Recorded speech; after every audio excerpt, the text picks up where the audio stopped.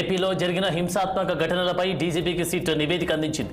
ఈ మేరకు డీజీపీ ఆఫీస్కు చేరుకుని స్పెషల్ ఇన్వెస్టిగేషన్ టీం చీఫ్ రిపోర్ట్ను పోలీస్ బాస్కు అందించారు.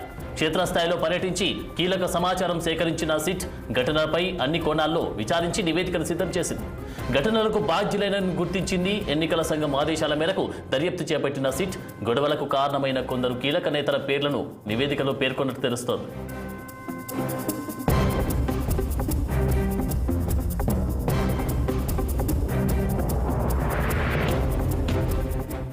అలాగే పోలింగ్కు రోజు ఆ తర్వాత జరిగిన హింసాత్మక ఘటనలపై సిట్ అధికారులు పూర్తిస్థాయి విచారణ చేపట్టారు. పల్నాడు, తిరుపతి, అనంతపురం జిల్లాలో అల్లర్లు జరిగిన ప్రాంతాలకు వెళ్లి పలు వీడియోలు పరిశీలించారు. పోలీసులు స్థానికుల నుంచి వివరాలు అడిగి తెలుసుకున్నారు.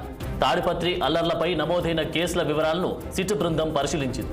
జరిగిన గొడవలకు కారణాలను ఆరా తీసింది. తాడిపత్రి రూరల్ పోలీస్ స్టేషన్లో సిట్ అధికారులను వైసీపీ లీగల్ సెల్ ప్రతినిధులు కలిశారు. మరోవైపు ఎమ్మెల్యే కేతిరెడ్డి పెద్దారెడ్డి ఇంట్లో జరిగిన పోలీసు వ్యవహరించిన తీరుపై ఫిర్యాదు చేశారు. అలాగే పల్నాడులో జరిగిన ఘటనలపై కూడా అంబటి రాంబాబు సిట్ అధికారులకు వివరించారు.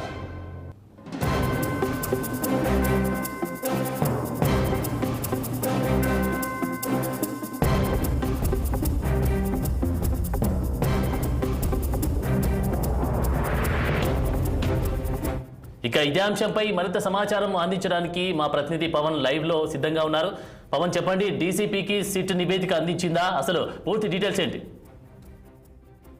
ఆనంద్, ఏదైతే మొత్తానికి ఆంధ్రప్రదేశ్ లో ఎన్నికల రోజు జరిగినటువంటి హింసాత్మక ఘటనలపై అయితే మాత్రం సిట్ సంబంధించినటువంటి అధికారులు అయితే మాత్రం ప్రస్తుతం డీజీపీకి అయితే మాత్రం నివేదిక పూర్తి స్థాయిలో కూడా అందించినట్టుగా కూడా మనకి సమాచారం అంతా ఉంది. ప్రధానంగా ఏదైతే చూసుకోవచ్చు, ముఖ్యంగా ఈ యొక్క దాడులు జరగడానికి కూడా ముందస్తుగానే వ్యూహాలతో ఇరు పార్టీలకు సంబంధించిన నేతలు కూడా దాడులు చేసుకున్నట్టుగా కూడా సిట్ అధికారులు అయితే మాత్రం డీజీపీకి ఒక నివేదిక అయితే మాత్రం అందజేశారు. ముఖ్యంగా దీనికి సంబంధించి ఈ యొక్క నివేదిక సంబంధించినటువంటి అంశంపై కూడా హరీష్ గుప్తాకు కూడా సిట్ సంబంధించినటువంటి అధికారులు పూర్తి స్థాయి నివేదికను అందజేసినటువంటి పరిస్థితి కనిపించింది. ముఖ్యంగా రాష్ట్రంలో నెలకొన్నటువంటి అల్లర్ల నేపథ్యంలో కూడా ముందస్తు ప్రణాళికలు పోలీసులు అయితే మాత్రం తీసుకోలేదని చెప్పి కూడా సిట్ అధికారులు పూర్తి స్థాయిలో భావించారు. ముఖ్యంగా చూసుకోవచ్చు, ఏదైతే ఇటు ఆంధ్రప్రదేశ్ లో ఉన్నటువంటి జిల్లాలు, ముఖ్యంగా ఉమ్మడి గుంటూరు జిల్లా కావచ్చు, అదేవిధంగా తిరుపతి జిల్లా కావచ్చు, తాడిపత్రి కావచ్చు, ఇటు పల్నాడు జిల్లా కావచ్చు, ఈ 4 జిల్లాల్లో కూడా చోటు చేసుకున్నటువంటి అల్లర్లపై కూడా దాదాపు పూర్తి స్థాయిలో కూడా సిట్ సంబంధించినటువంటి అధికారులు ఇప్పటికే జిల్లాలలో పర్యటన చేసింది. పర్యటన చేయడమే కాకుండా గ్రామాల్లోకి వెళ్లి క్షేత్ర స్థాయిలో కూడా పూర్తి స్థాయిలో కూడా విచారణ చేపట్టినటువంటి పరిస్థితి కూడా కనిపించింది. సో ఈ నేపథ్యంలోనే ఈ రోజు దీనికి సంబంధించినటువంటి జాబితా ఏదైతే సిట్ సంబంధించినటువంటి అధికారి బ్రిజ్లాల్ ఆధ్వర్యంలో కూడా హరీష్ గుప్తాకి అయితే మాత్రం అధికారులు యొక్క నివేదికను అయితే మాత్రం అందజేశారు. ముఖ్యంగా మా పల్నాడులో చోటు చేసుకున్నటువంటి పరిణామాలపైన కూడా ప్రధానంగా ఈ యొక్క సిట్ అధికారులు అయితే మాత్రం డీజీపీతో మాట్లాడినటువంటి పరిస్థితి కనిపించింది. ముఖ్యంగా అల్లర్లు జరగడానికి కారణమైనటువంటి కీలక నేతలు ఎవరు ఉన్నారు అన్నటువంటి దానిపై కూడా డీజీపీకి అయితే మాత్రం ఒక ప్రత్యేకమైనటువంటి నివేదిక కూడా అందించినట్టుగా కూడా తెలుస్తా ఉంది. అందులో కొంతమంది ఎమ్మెల్యే సంబంధించినటువంటి అభ్యర్థులు కూడా ఉన్నట్టుగా కూడా భావిస్తా ఉన్నారు.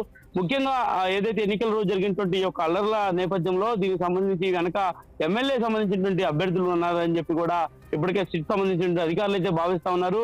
ప్రధానంగా చూసుకోవచ్చు, దాదాపుగా పల్నాడు జిల్లాలో 538 మందిని పై కూడా కేసులు నమోదు చేసినప్పటికీ కూడా అందులో దాదాపు 130 మంది మాత్రమే ప్రస్తుతం ఐపీసీ సెక్షన్ కింద ఏదైతే 41 నోటీసులు తీసుకున్నారు. మరొక దాదాపు 300 పైచిలకు మంది కూడా ప్రస్తుతం అజ్ఞాతంలో ఉన్నారని చెప్పి కూడా భావిస్తా ఉన్నారు. అందులో ప్రధానంగా ఏదైతే చూడొచ్చు, ఎమ్మెల్యేలకు సంబంధించి ఎమ్మెల్యే అభ్యర్థులకు సంబంధించినటువంటి వారు కూడా ఉన్నారని కూడా ప్రధానంగా తెలుస్తా ఉంది. వారు ప్రస్తుతం అజ్ఞాతంలో ఉన్నట్టుగా కూడా ఇప్పటికే సిట్ అధికారులు అయితే మాత్రం డీజీపీకి ఒక నివేదిక ఇచ్చారు. మరొక 2 రోజుల్లో కూడా దీనిపై పూర్తి స్థాయిలో కూడా విచారణ చేసి దీనికి సంబంధించిన నిందితులు కూడా గుర్తించాలని చెప్పి కూడా భావిస్తా ఉన్నారు. కానీ ఇక్కడ చూసుకోవచ్చు, ప్రధానంగా కూడా ఏదైతే తిరుపతి జిల్లాలో కావచ్చు, అదేవిధంగా మాచర్ల, నసరాపేట, గురజాల ప్రాంతాల్లో కూడా మారణాయుధాలు, అదేవిధంగా నాటు బాంబుల కలకలం జరిగినటువంటి ప్రాంతాలు ఉన్నాయో, దొరికినటువంటి ప్రాంతాలు ఉన్నాయో ఆ ప్రాంతాలపై కూడా ప్రత్యేకమైనటువంటి విచారణ చేయాలని చెప్పి కూడా డీజీపీకి అయితే మాత్రం సిట్ అధికారులు ఒక నివేదిక అయితే మాత్రం అందజేశారు.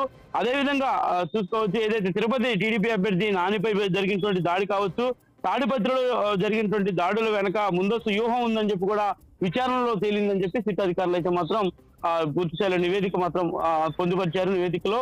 దీనికి సంబంధించి కూడా అదే విధంగా ప్రస్తుతం చూసుకోవచ్చు, రాష్ట్రంలో జూన్ 4వ తేదీన కౌంటింగ్ జరగబోతా ఉన్నటువంటి నేపథ్యంలో కౌంటింగ్ ప్రక్రియ తర్వాత రాష్ట్రంలో మరింత అల్లర్లు జరిగేటువంటి అవకాశం ఉందని చెప్పి కూడా సిట్ అధికారులు అయితే మాత్రం ఒక సమగ్రమైనటువంటి నివేదికను కూడా ఆ నివేదికలో అయితే మాత్రం ఇలాంటి అంశాలను అయితే మాత్రం పొందుపరిచారు. జూన్ 4న ఆ పల్నాడు ప్రాంతంలోనే కాకుండా తిరిగి మరలా తాడిపత్రి కావచ్చు, అదేవిధంగా పిఠాపురం కావచ్చు, ఇకపోతే తిరుపతి జిల్లాలో కావచ్చు, ఈ యొక్క అల్లర్లకు సంబంధించినటువంటి ప్రాంతాలు తాడిపత్రి ఉందో ఇలాంటి సంబంధించినటువంటి ప్రాంతాల్లో మరింతగా అల్లర్లు జరిగేటువంటి అవకాశం ఉందని చెప్పి భావిస్తా ఉన్నారు.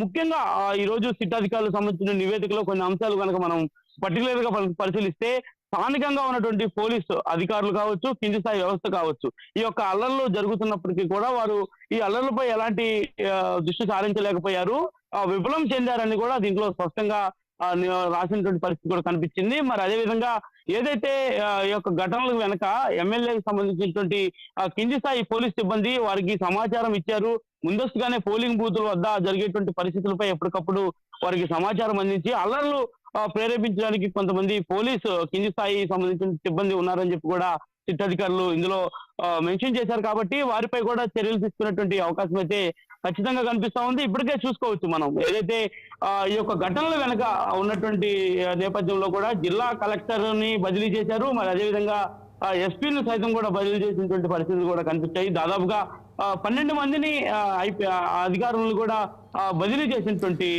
ఎలక్షన్ కమిషన్ అయితే మాత్రం జాతీయ ఎలక్షన్ కమిషన్ కి అయితే పూర్తి స్థాయిలో కూడా మరొక 2 రోజుల్లోనే తిరిగి మరలా నివేదిక మాత్రం పంపాలని చెప్పి కూడా డీజీపీకి ఆదేశించినటువంటి పరిస్థితి కూడా కనిపిస్తుంది.